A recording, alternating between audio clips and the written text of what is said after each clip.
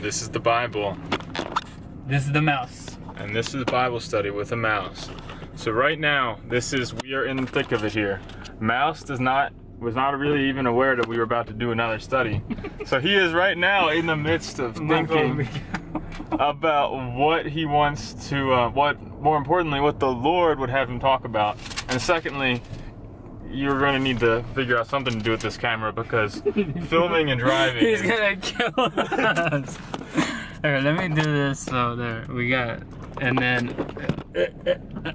Actually, do you have something thought of yet? Has the Lord placed something upon your heart? He has. All right. But I gotta find the verse now, and I also want to live.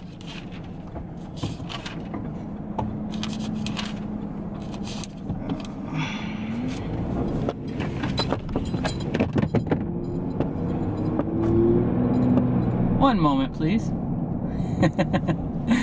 All right, so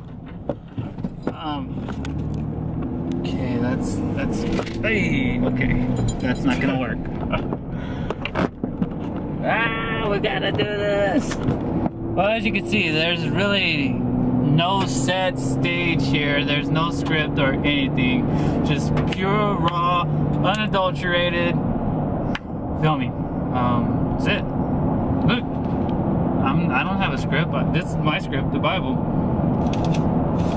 But the verse that I'm looking for, because have you ever been in lines where it seems like it was taking forever and your patience is growing thin and... Sorry, I heard something fall. Your patience is growing thin and you're just like, oh man, like, what is taking so long? Or have you ever had to use the bathroom and you see that there's a line outside and you're like, oh Lord, I really need to use the bathroom. I pray that this goes fast because I can't hold it in anymore. Well, if you've ever experienced that, then you know what I'm talking about. One thing as human beings is we hate waiting. Why? Why do we hate waiting? Before I share the verse, I want Michael to share his thoughts. So,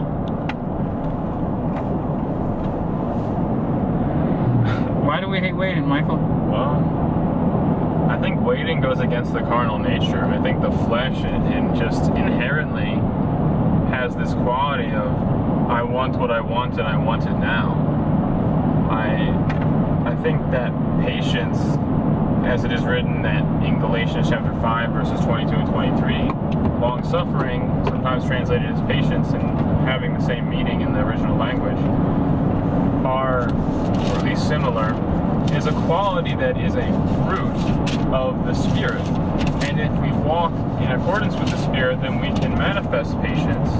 But if we walk contrary to the Spirit and walk in accordance to the flesh, then we simply cannot. It is written that spiritual things are spiritually discerned, and I would say that patience is something that is spiritually acquired. You may be able to express patience or do it in some sort of physical, carnal way, but the patience of the Lord, the patience that He can place in us, that true long suffering, is something entirely different, something of a different quality than you would find just by saying, I waited a few extra minutes at McDonald's to get my double bacon cheeseburger. It is sometimes a patience that might take years. Some of us are in the midst of waiting for the Lord to provide us a spouse, and we might say, Lord, where is my wife? Or as a woman, where is my husband? Where is this man or woman you have prepared for me? And that is something that we need to really walk by faith and discern if the Lord would have us to marry at all, and if He would desire for us to wait. And it really is something that we require the Spirit for, because the fruit of the Spirit is love, joy, peace, long suffering, and Patience. Amen. And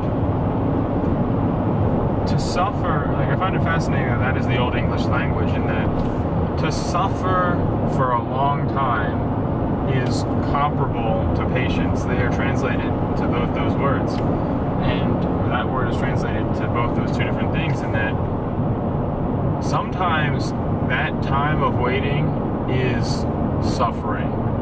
Waiting for even something as simple as waiting in the line for the bathroom, and you are physically suffering because your body needs to relieve itself. Or something as serious and as long of a wait as waiting for the man or woman the Father would have us marry. And it reminds me of Philippians 4 verse 11, which says, I have learned in whatsoever state I am, therewith to be content. So Paul could be in prison, he could be being burned, he could be like whatever it might be, being bitten by a snake, shipwrecked, I think, was it 3 times he said? And he learned to be content in all those situations. He was able to have that supernatural patience, because then it basically, supernatural is something beyond carnal. To be supernatural, not just natural, not just carnal, but to be superior to natural, to be superior to the carnal. And it just is a magnificent thing that the Spirit of God does for us in giving us that ability to suffer for such a long time, and to even learn to be content in that suffering. So what are your thoughts, Mouse? Well, my thoughts are found in Psalms 27, verse 14. And it says, wait on the Lord, be of good courage, and he shall strengthen thine heart. Wait, I say, on the Lord. Do you know why we should wait on the Lord? Because God is faithful. He's faithful. When he tells us he's going to do something, he'll do it. If he tells us that he wants to give us victory over sin, he'll do it. We have to allow him to do it. That's not to say just keep waiting and waiting and waiting. You have to do your part. Just like waiting in the line for the bathroom. Like the bathroom's not going to go by itself. You have to go do your part. And so we do play a part with this waiting. Waiting doesn't mean to just stand still, but actively looking forward to something.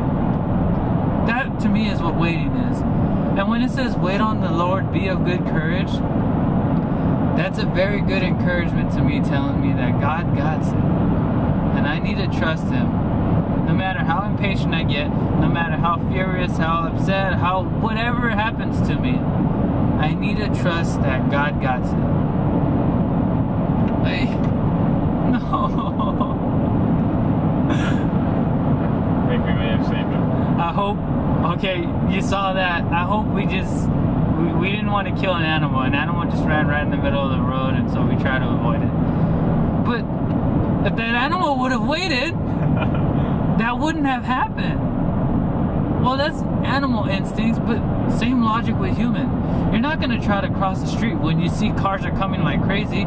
You're going to wait until you can cross it. And then once you finally can cross it, you'll see how much better it was because you waited. But there are people that are dying because of their impatience.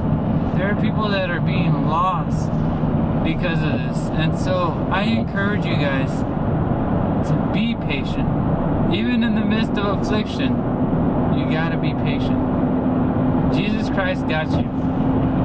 There's no way you can let him down because he's always carried you. So, as always, this is the Bible, and this is the Mouse. This has been Bible Study with the Mouse. Shalom, my friends. Get it.